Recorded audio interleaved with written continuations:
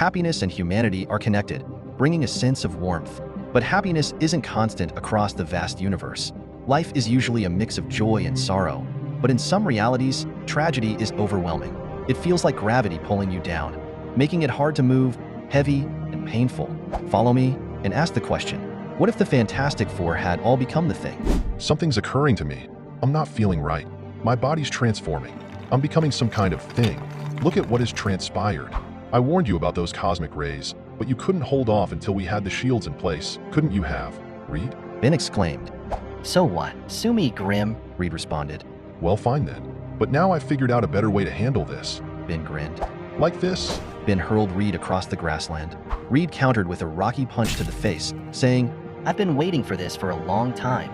Stop it, both of you. Stop this madness. Neither of us can think clearly. Johnny pleaded, trying to calm the situation. Then, suddenly, No, it's happening to me as well. We've all been transformed into monsters. Wait, where's Sue? Oh dear Lord, no. Johnny gasped in shock. The fight came to an end. Sue, is that you? Can you speak? Johnny asked.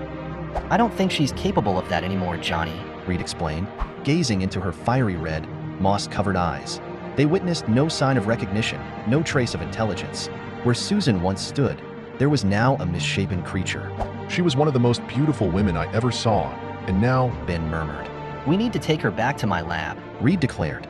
Oh sure, with us looking like this? Johnny replied. We must. It's up to us to safeguard her now. Midtown.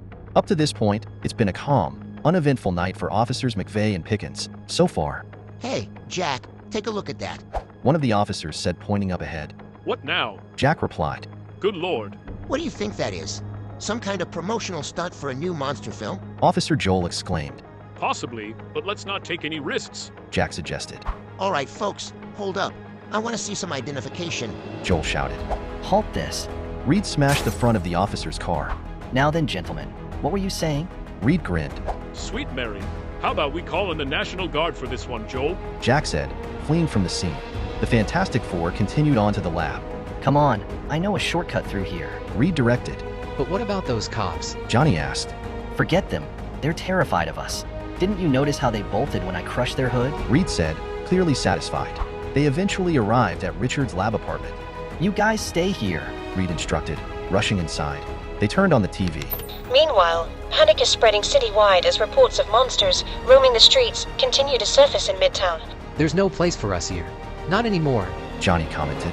Yeah, I know. Reed's becoming more unstable by the minute. Ben added, frustrated, as their minds gradually dulled. Guys, get in here now. Reed shouted from the other room. This is a long-range flying car I've been developing. Bring Sue in here immediately. I can't operate it anymore, but maybe, Ben, are you thinking what I'm thinking? Sure, Reed. I can pilot anything. You know that. This change doesn't seem to be dampening my mood like it's affecting yours. I've got just one question. Where are we flying to? Ben asked. The only place left for us is the island. Reed responded.